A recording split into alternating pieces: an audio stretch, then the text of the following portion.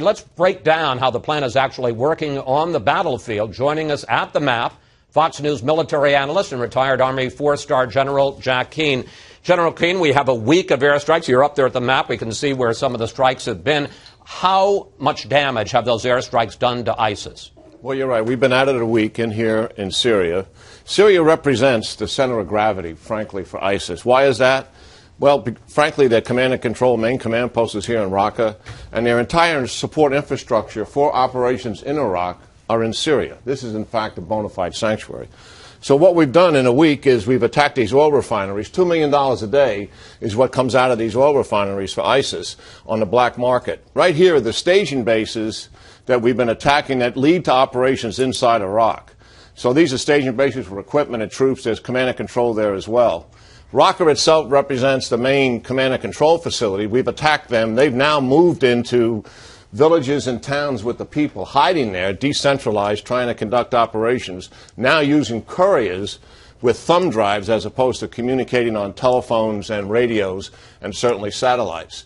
Up here by Kobani, we've been attacking in the last few days to assist the Syrian Kurds in the operation here against ISIS. And then over here, as you mentioned, Chris, Khorasan is where we attacked, and also there's a recent attack here against ISIS in the eastern side of Aleppo. So in a week, we've attacked this sanctuary rather significantly in terms of the breadth that it represents. But it is just the beginning.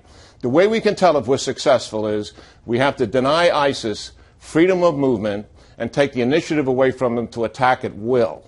When that stops happening, then we'll know this air campaign is successful. What about these moderate Syrians that I was talking about with Mr. Blinken and these protests? Thousands of Syrians who are very upset that say we're taking the side of Assad. Isn't that alienating exactly the people we're going to need to fight ISIS on the ground? Well, the Free Syrian Army, clearly we're putting our money on them to be able to deal with ISIS. Certainly it is a short-term gain for the Assad regime, the fact that we are using the Free Syrian Army and we're attacking ISIS. And that there's no doubt about that. Here's the problem the Free Syrian Army has.